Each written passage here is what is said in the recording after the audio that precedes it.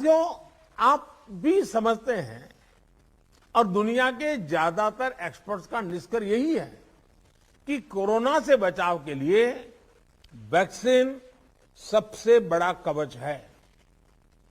हमारे देश में लंबे समय बाद स्कूल्स खुले हैं, क्लासेस शुरू हुई है। ऐसे में कोरोना केसेस के बढ़ने से कहीं ना कहीं पेरेंट्स के लिए चिंता बढ़ रही है। कुछ स्कूल्स में बच्चों के संक्रमित होने के मामले में भी कुछ न कुछ खबरें आ रही है, लेकिन संतोष का विषय है कि ज्यादा से ज्यादा बच्चों को भी वैक्सीन का कवच मिल रहा है।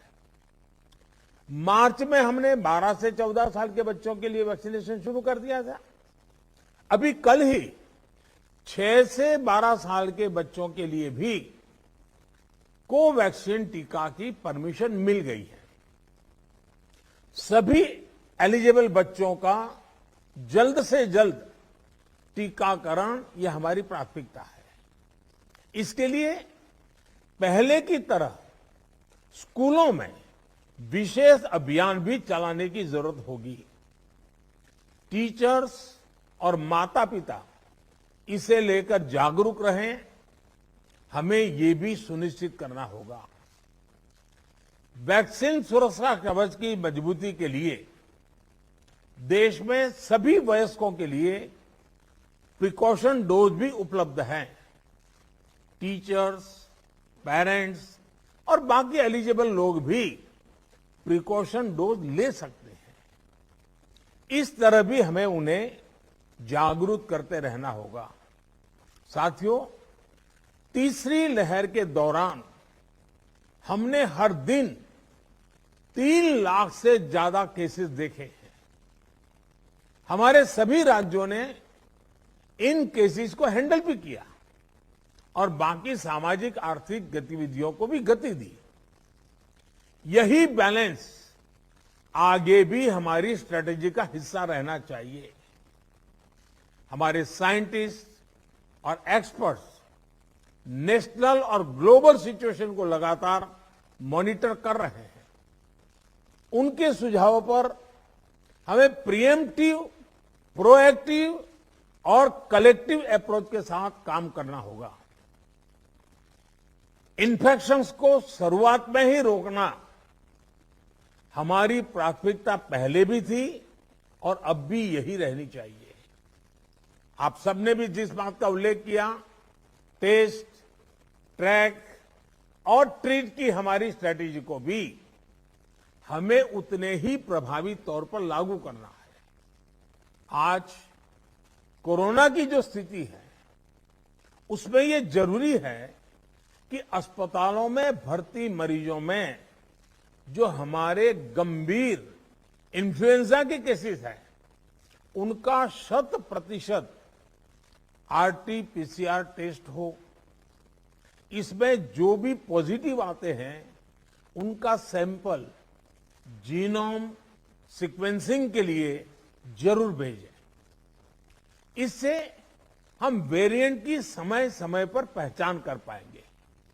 साथियों, हमें सार्वजनिक स्थानों पर कोविड एप्रोप्रिएट बिहेवियर को प्रमोट करना है। साथ ही पब्लिक में पैनिक न फैले, ये भी सुनिश्चित करना है। साथियों, आज की इस चर्चा में हेल्थ इंफ्रास्ट्रक्चर को अपग्रेड करने के लिए जो काम हो रहे हैं उनकी भी बात हुई। इंफ्रास्ट्रक्चर के अपग्रेड का काम तेजी से चलता रहे, ये सुनिश्चित किया जाना चाहिए। बेड्स, वेंटिलेटर्स और पीएसए ऑक्सीजन प्लांट जैसी सुविधाओं के मामले में हम काफी बेहतर स्थिति में हैं, लेकिन ये सारी सुविधाएं फंक्शनल रहे, हमें ये भी सुनिश्चित करना होगा और उसको मॉनिटर किया जाए, जिम्मेवारी तय की जाए, ताकि कभी जरूरत पड़े तो हमें संकट ना आए। साथ ही अगर कहीं कोई गैप है तो मैं आग्रह करूंगा कि टॉप लेवल पर उसको वेरीफाई किया जाए, उसको भरने का प्रयास हो।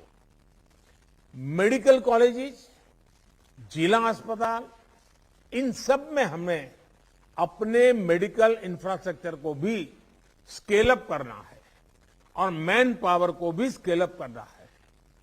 मुझे विश्वास है आपसी सहयोग और संवाद से हम लगा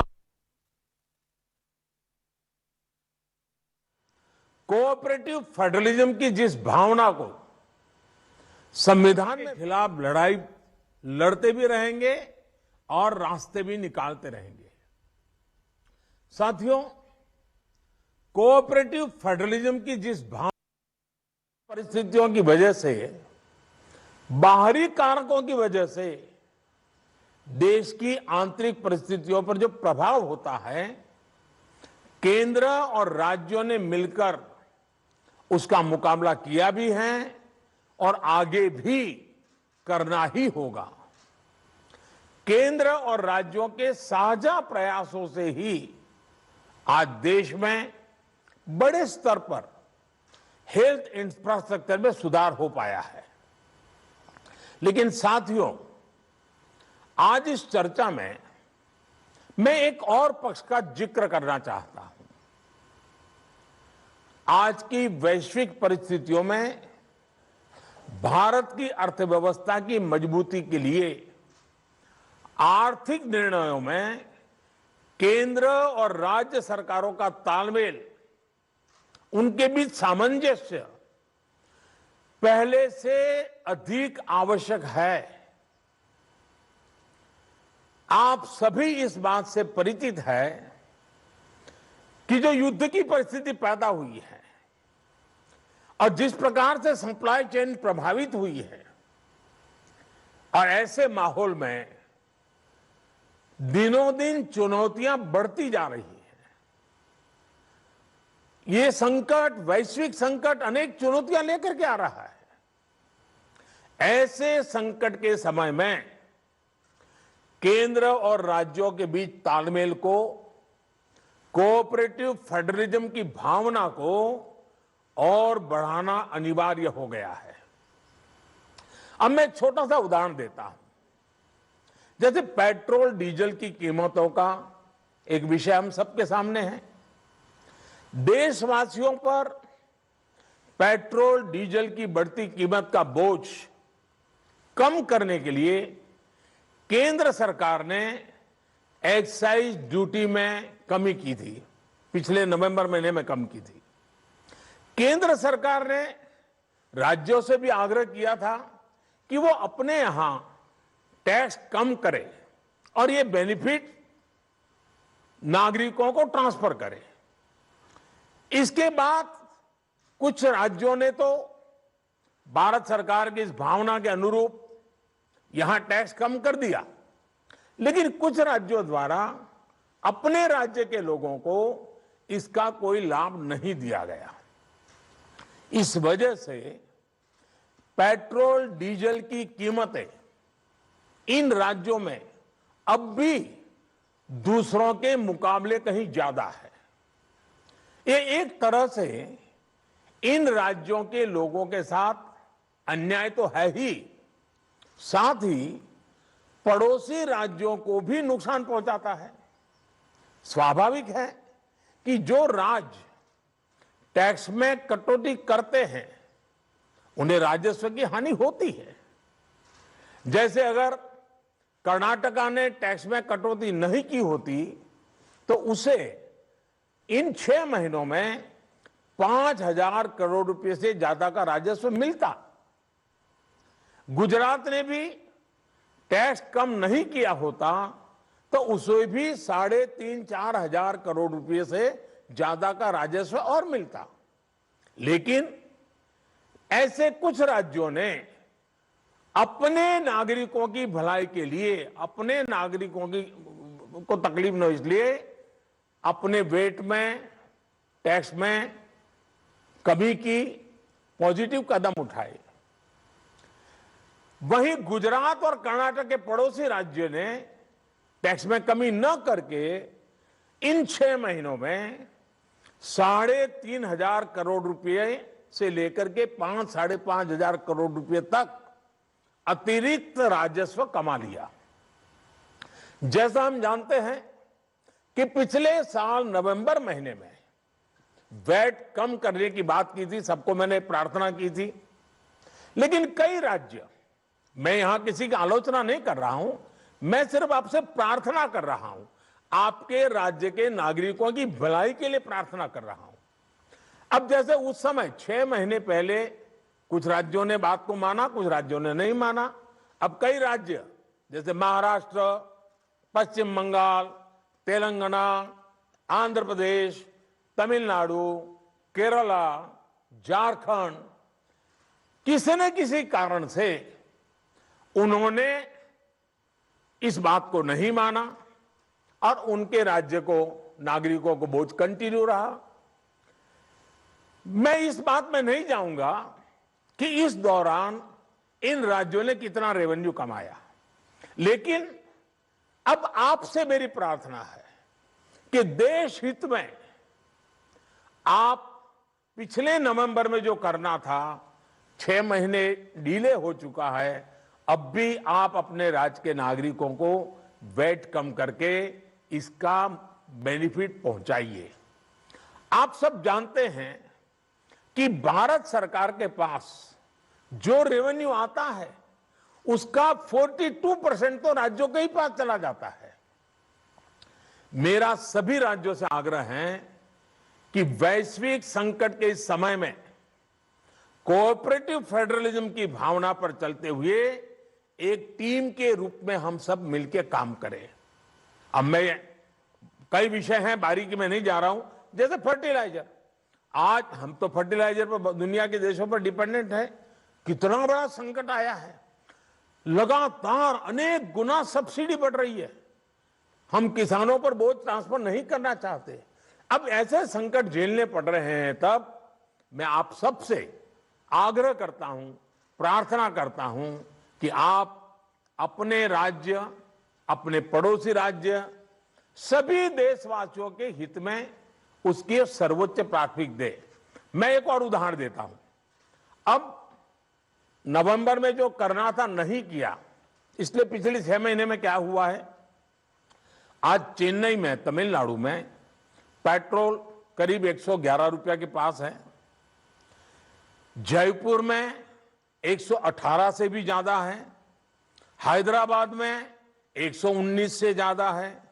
कोलकाता में 115 से ज्यादा है। मुंबई में 120 से ज्यादा है। और जिन्होंने कटौती की, मुंबई के ही बगल में दीव दमन में 102 रुपया है। मुंबई में 120, बगल में दीव दमन में 102 रुपया।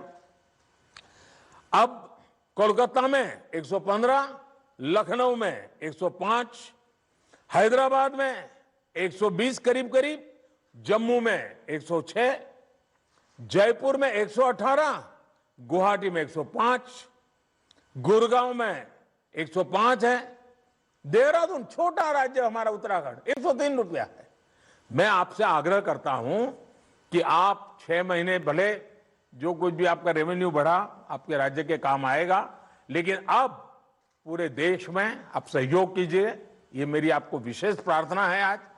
साथियों, एक विषय और जिस पर भी मैं अपनी बात आज कहना चाहता हूं।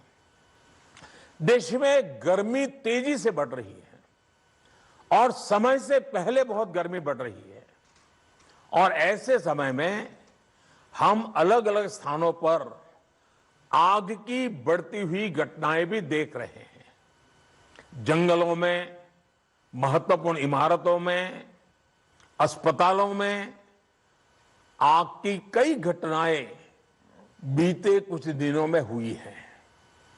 हम सबको याद है वो दिन कितने पीड़ादायक थे जब पिछले साल कई हॉस्पिटलों में आग लगी, और वो बड़ी दर्दनाक स्थिति थी। बहुत मुश्किल समय था वो। अनेक लोगों को इन हादसों में अपनी जान गंवानी पड़ी थी। इसलिए मेरे सभी राज्यों से आग्रह है कि अभी से हम विशेषकर हॉस्पिटलों का सेफ्टी ऑडिट करवाएं, सुरक्षा के इंतजाम पुख्ता करें, और प्राथमिकता के आधार पर करें, ऐसी घटनाओं से हम बच सके, ऐसी घटनाएं कम से कम हो, हमारा रिस्पांस टाइम भी कम से कम हो। तो आपको सुना रहे थे प्रधानमंत्री मोदी सभी राज्यों के मुख्यमंत्रियों के साथ बातचीत कर रहे थे और कोविड को लेकर और साथ में महंगाई को लेकर भी उन्होंने मुख्यमंत्रियों से बातचीत की है।